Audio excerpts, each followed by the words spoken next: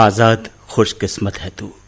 एक नमन, एक प्रणाम देश के स्वाधीनता संग्राम सेनानी स्वर्गीय प्रताप चंद आजाद को।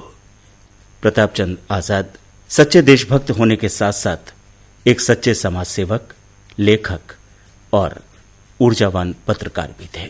आजादी प्राप्त करने के दौरान और आजादी प्राप्त करने के बाद के अपने अनुभव जैसा मैंने देखा पुस्तक के 9 खंडों में प्रताप चंद्र आजाद जी ने कलमबद्ध किए हैं। आजाद खुशकिस्मत है तू।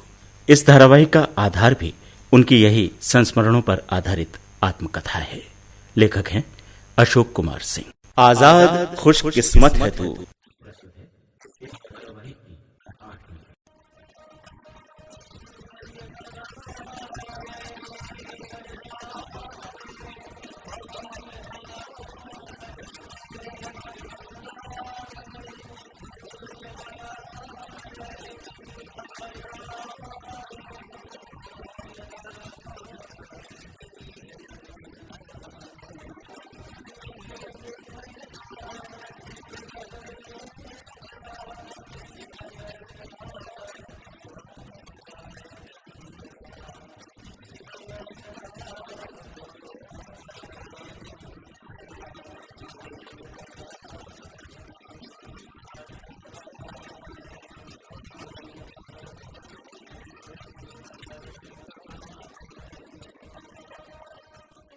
प्रताप चंद्र आजाद के मन में सिर्फ और सिर्फ समाज के उत्थान की सोच थी।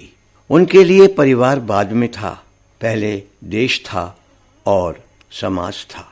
आजादी मिलने के बाद उनका काम और बढ़ गया था। विधान परिषद के सदस्य के रूप में विधायी कार्य के माध्यम से सामाजिक कुरीतियों से लड़ना था।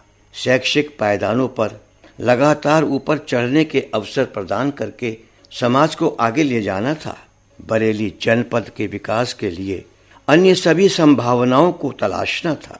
मुख्यमंत्री पंडित गोविंद बल्लभ पंत के लाडले थे, तो उन्होंने जो मापदंड प्रताप चंद्र के लिए तय किए थे उन पर भी खरा उतरना था। जिले के कांग्रेसियों के बीच से ऊपर उठकर एक जगह बनाई थी, उसे न सिर्फ अक्षुण्ण रखना था बल्कि और प्रगति की सीढ़ियों पर चढ़ना था। ये सब तो प्रताप चंद्र आजाद बखूबी कर रहे थे। माँ बीमार थी, मन में चिंता रहती थी। किसी से जाहिर नहीं करते, परंतु मन बरेली में ही रहता। बरेली में श्री आजाद द्वारा छात्र जीवन में स्थापित किया साप्ताहिक समाचार पत्र चल रहा था। पूर्णकालिक संपादक नियुक्त कर रखा था, साथ में और स्टाफ भी था। प्रताप चंद्र लखनऊ से उन्हें निर्देश देते रहते थे। मित्रवत सलाह मशविरा करके उनसे लेख और समाचार संकलन के बारे में पूछते रहते। कोई आवश्यकता होती तो बरेली में ही अपने संपर्कों से मदद कर देते। लखनऊ के एक प्रसिद्ध कहानीकार थे अख्तर मलिहाबादी। उनकी कहानियां राष्ट्रवाद और राष्ट्र प्रेम से ओतप्रोत होती। श्री आजाद को बहुत पसंद आती। उनकी कहानियों की प्रशंसा बरेली में भी होती थी। हर एक अंक में अख्तर मलिहाबादी एक कहानी जरूर लिखते थे। लखनऊ प्रवास के दौरान की बात है। माता की बीमारी का समाचार लगातार चिंताएं बढ़ाई जा रहा था। नवंबर 1957 आ गया था। पंडित गोविंद बल्लभ पंत ने दूसरी बार विधान परिषद की सदस्यता जारी रखने की हिदायत दी हुई थी। निवास दारुल सफा में चिंतित बैठे थे।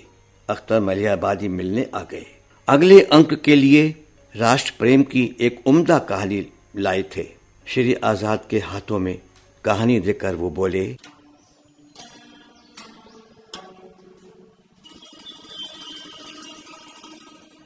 अम्मा आजाद जी, कुछ चिंतित दिखाई दे रहे हो। भाई, शेरों को तो कभी चिंतित नहीं देखा। हमारा शेर आखिर कैसे चिंतित है? जिस शेर को अंग्रेजों का दमन और यातनाएं नहीं हिला पाई, जेल के दौरान प्रशासनिक अमले द्वारा दिए गए कष्ट नहीं हिला पाए, उसकी चिंता की वजह तो पता चले। आखिर दोस्त किस काम आएंगे भाई? मोहतरम, आप जैसे दोस्तों के रहते मुझे क्या चिंता हो सकती है। माँ की बीमारी है कि जाने का नाम ही नहीं ले रही। संपादक जी का बरेली से फोन आया है। अंक परसों प्रकाशित होना है, 400 रुपए भिजवाने हैं, अन्य खर्चे भी हैं। चलिए सब हो जाएगा। और सुनाइए, कारवां कैसा चल रहा है? यार, जमाने का दर्द भी दिल में समाये फिरते हो। जरूरत पर कभी हमें भी याद कर लिया करो। पैसे टके की मैं मदद करूं? जानता हूं तुम नहीं लोगे, लेकिन बताओ तो मैं मदद करूं क्या? अरे नहीं भाई, पैसे हैं। बरेली कारपोरेशन बैंक के प्रबंधक आप ही की तरह मेरे मित्र हैं, उनसे कहकर दिलवाने की व्यवस्था कर ली है। परेशान मत होइए, आप सबकी दुआएं हैं, शुभकामनाएं हैं। चलिए, बातचीत तो करते ही रहेंगे। चलिए कैंटीन से चाय मंगाकर पीते हैं। हाँ हाँ, चलिए।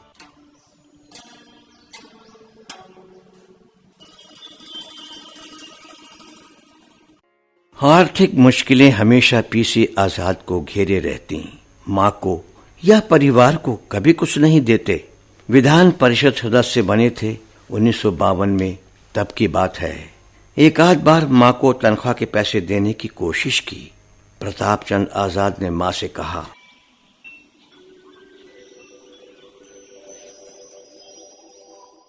माँ, ये मेरी तनख्वाह है, कृपया आप रख लीजिए, दवाई व इलाज के कुछ काम आएगी। प्रताप, तू मुझे कब से पैसे दिखाने लगा? माँ, विधायक बन गया है तो अमीर हो गया है, यहाँ तक तो ठीक है, मगर मुझे पैसे देगा?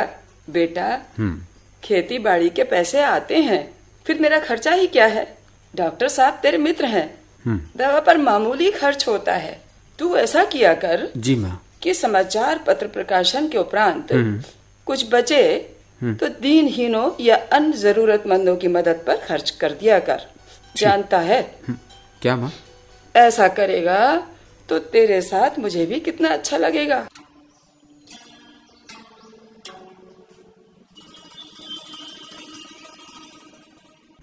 इसके बाद माता की आज्ञानुसार प्रताप चंद आजाद जरूरतमंदों की मदद पर अपनी अधिकांश तनख्वाह खर्च कर देते।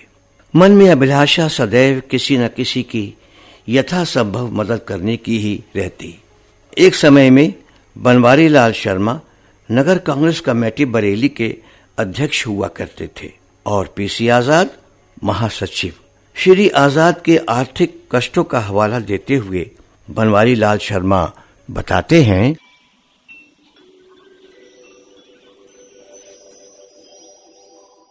सूबे में पंडित गोविंद बल्लभ पंत जी की सरकार बनी थी। लाल बहादुर शास्त्री जी गृह मंत्री थे, बड़े मिलनसार, बड़े महान। पीसी आजाद को स्थानीय पुलिस ने कहा कि भाई, सुरक्षा की दृष्टि रखकर एक रिवॉल्वर का लाइसेंस ले लो। ना नुकर के बाद पीसी मान गए। ना नुकर इसलिए क्योंकि इन पर पैसे नहीं थे। आवश्यक औपचारिकताओं के बाद लाइसेंस बन गया। रिवॉल्वर की दुकानों पर जाकर भाव पूछे तो सन्न रह गए। मैं यदा कदा साथ होता था। शर्मा जी, रिवॉल्वर खरीदने का इरादा त्याग ही दिया जाए। भाई क्यों? क्योंकि इतने पैसे तो मेरे माँ के पास भी नहीं है और उनके सारे जेवर स्वतंत्रता संग्राम के दौरान पहले ही बिक गए हैं।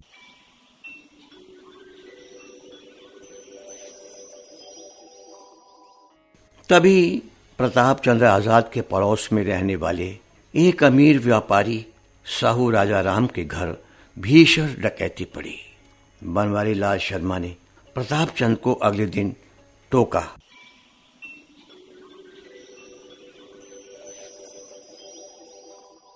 भाई आजाद, अपने बड़ों से सहयोग मांगने में संकोच नहीं होना चाहिए। अरे, तुम लाल बहादुर शास्त्री जी से अनुरोध करो। रिवॉल्वर कंट्रोल के दामों में दिलाने में वो जरूर मदद करेंगे। लाल बहादुर शास्त्री जी से अनुरोध? मैं माँ से आज्ञा लिए बगैर ये काम नहीं करूंगा। माँ। हाँ बेटा। रिवॉल्वर का लाइसेंस मिले महीने से ऊपर हो गया है। हाँ। बनवारी लाल जी कह रहे हैं कि गृह मंत्री लाल बहादुर शास्त्री जी से सहायता मांगूं ताकि कंट्रोल रेट में रिवॉल्वर मिल सके। माँ, आपकी क्या आज्ञा है? बेटा, सहायता किसी से भी कम से कम ही मांगनी चाहिए, लेकिन अच्छे मकसद के लिए सहायता मांगना बुरा भी नहीं होता। तू एक बार बता रहा था कि किसी का वारंट शास्त्री जी ने ईमानदारी से तुरंत वापस करा दिया था। जी माँ। वो बहुत ही भले मानस बताए जाते हैं। तू वैसा कर, उन्हें पत्र लिखकर सहायता मांग ही ले। मां की आज्ञा मिलने के उपरांत पीसी आजाद ने लाल बहादुर शास्त्री को लखनऊ के पते पर एक पत्र लिखा, इस अनुरोध के साथ कि कंट्रोल रेट पर रिवॉल्वर दिलाने में हो सके तो मदद करें। सप्ताह गुजरा होगा कि पीसी आजाद को बरेली के पते पर एक पार्सल मिला। पोस्टमैन इंश्योर्ड बॉक्स लेकर आया। भाई प्रताप चंद आजाद हैं क्या? एक ये जरूरी पार्सल है उनके नाम। लाओ, मुझे दे दो। नहीं माँ जी, मैं उन्हीं को दूंगा। मैं घर से निकला, पार्सल लिया, खोला तो देखा उसमें बेवले स्कॉट रिवॉल्वर है, जो उस समय का सबसे बेहतरीन रिवॉल्वर हुआ करता था। पार्सल में लाल बहादुर शास्त्री जी का एक संक्षिप्त पत्र भी था। लिखा था, शुभकामनाओं सहित सप्रेम भेंट। श्रद्धापूर्वक मैं शास्त्री के प्रति नतमस्तक हो गया। मेरे लिए इतना बड़ा उपकार स्वरूप रिवॉल्वर जैसे तोहफा जो दिया था, जिसे खरीदने की हैसियत मेरी नहीं थी।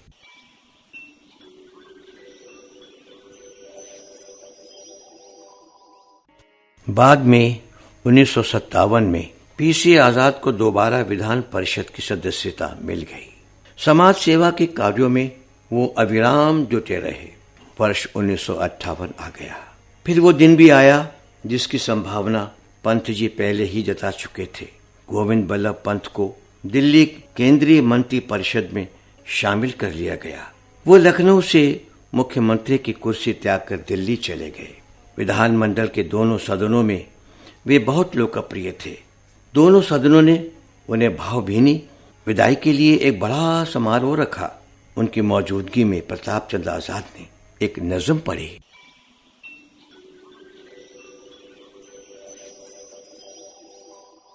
राजनीति है कब किसकी सगी, लखनऊ अपने तकल्लुफ में रहा और दिल्ली पंत जी को ले भगी।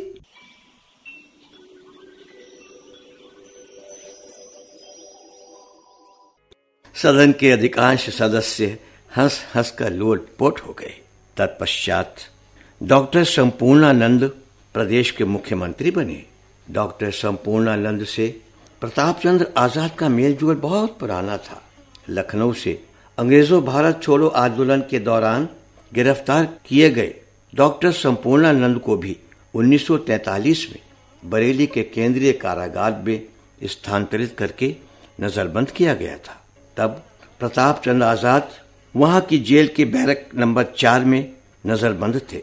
तब डॉक्टर संपूर्णानंद का संपर्क श्री आजाद से घनिष्ठ हो गया था। सदन में वृद्धावस्था विवाह के विरोध में पीसी आजाद द्वारा रखे गए विधेयक का मुख्यमंत्री डॉक्टर संपूर्णानंद ने जमकर समर्थन किया। उन्होंने सदन में बड़ा ही मार्मिक और ऐतिहासिक भाषण दिया। विधेयक पारित हो गया और बाकायदा कानून बन गया। वर्ष 1958 की बात है। अप्रैल मई का महीना था। बरेली से समाचार आया कि माता जानकी देवी की तबीयत ज्यादा खराब है। प्रताप चंद्र आजाद बैरंग बरेली आ गए। बीमार माता के बिस्तर के पैरों की ओर बैठ गए। हर्षपूरित आंखों से बोले,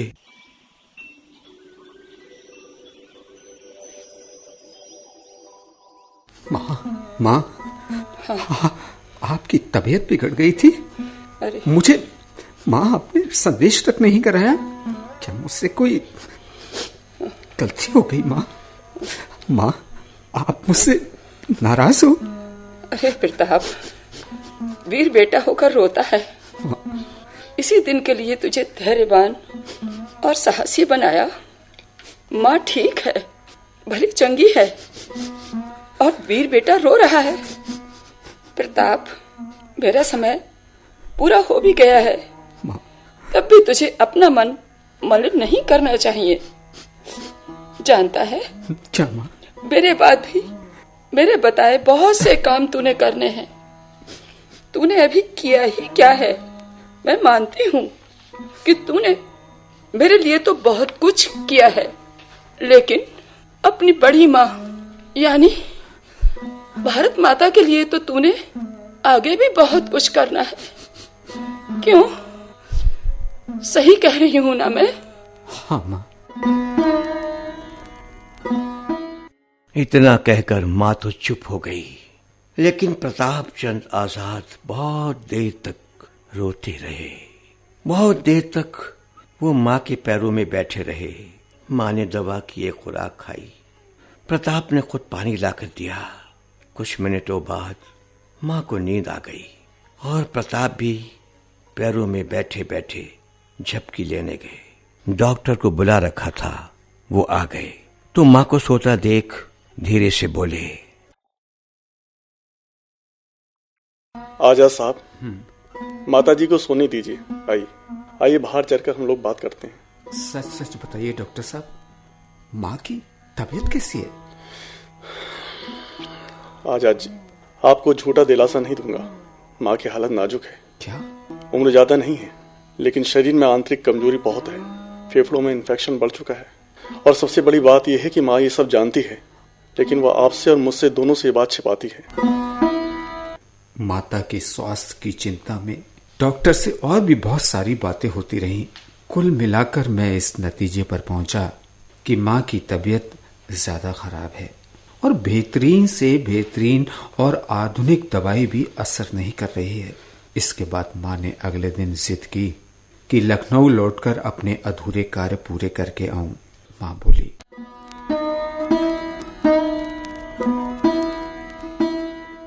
प्रताप, हाँ माँ। तू कैसी कोशिश कर रहा है कि रुहेलखंड विश्वविद्यालय स्वीकृत होने के बावजूद बरेली में अब तक बनना तक शुरू नहीं हुआ?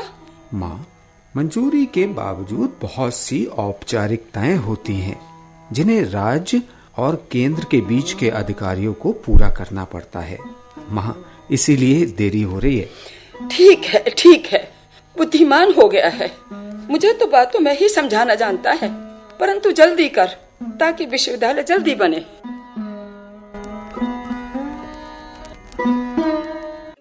प्रताप चंद्र आजाद, जैसा मैंने देखा में आगे लिखते हैं,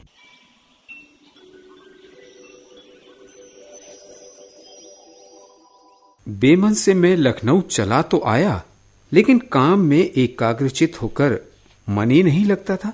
जब भी किसी विषय पर मनन करता तो माँ की याद आए बगैर न रहती। हमेशा लगता कि बरेली चला जाऊं और माँ के पास ज्यादा समय बिताऊं। माँ लखनऊ आकर रहने का अनुरोध अस्वीकार कर चुकी थी। कहती, बेटा, गांव से तेरे कहने पर चली तो आई, अब बरेली में ही रहने दे।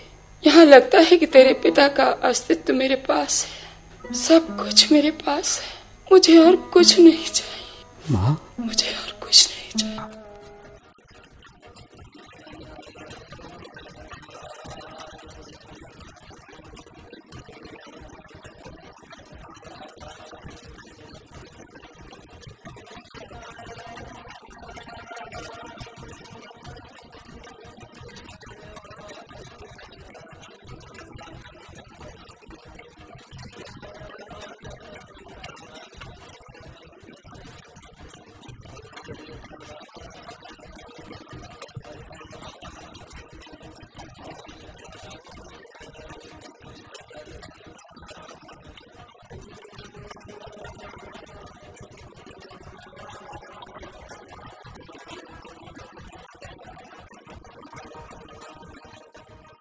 आजाद खुशकिस्मत है तू।